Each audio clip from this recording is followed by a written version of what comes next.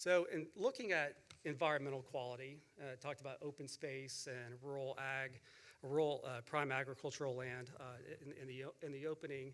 But one of the things that we're able to do is to use these models to predict where we're most likely to infringe on these assets that we've come to cherish across our region.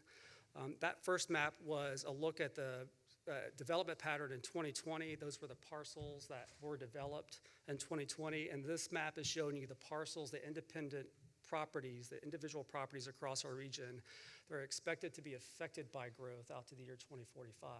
So some of these are large tracts of lands that may only be forecasted to receive one or two homes or businesses, but I think the story that we take from this map is that really no place in Middle Tennessee is spared from the potential for development.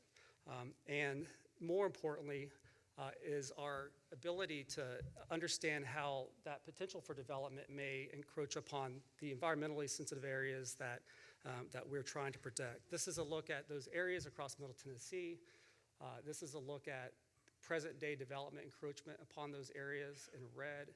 And then these are the environmentally sensitive areas in red that are expected to be in close proximity to growth and development into the future. And so the point here isn't that we should close the door and turn off the lights to growth, but that we need to be more prepared than ever before to begin to understand how to mitigate some of the unintended consequences of rapid growth and development across our landscape.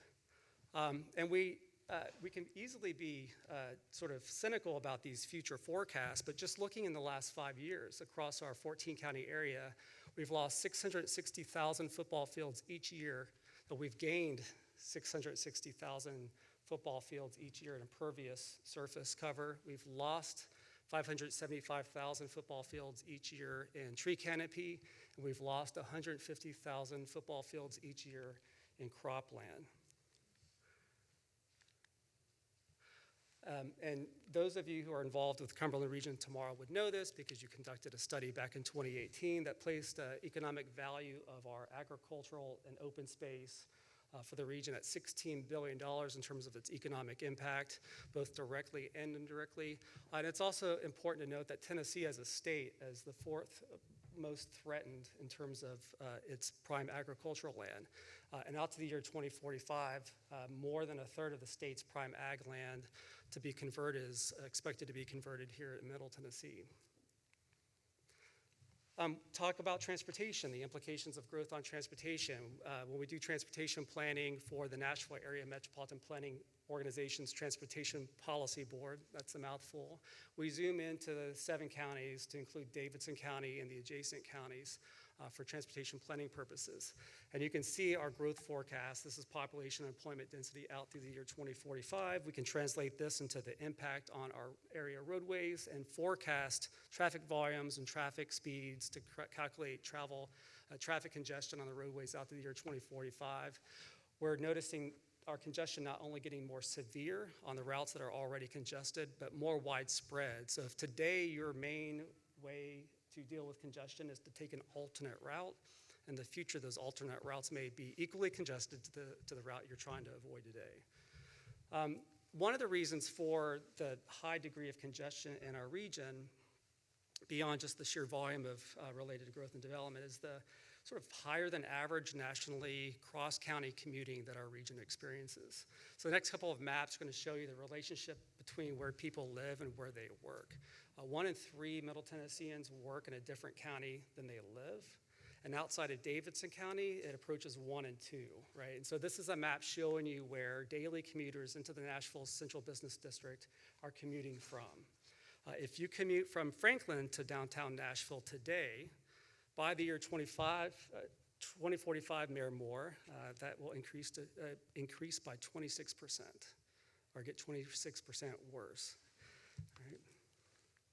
This is a map showing those who commute into the Franklin Cool Springs area, and if you're a reverse commuter from Nashville, you can expect that commute to get 44% worse by the year 2045. And this is a map of those who commute from Murfreesboro, and there's a large degree, an increasing degree of commuters between Murfreesboro and Cool Springs and Franklin. And if you commute from Murfreesboro to Cool Springs, you can expect an 81% increase 81% worse traffic is a better way of saying that.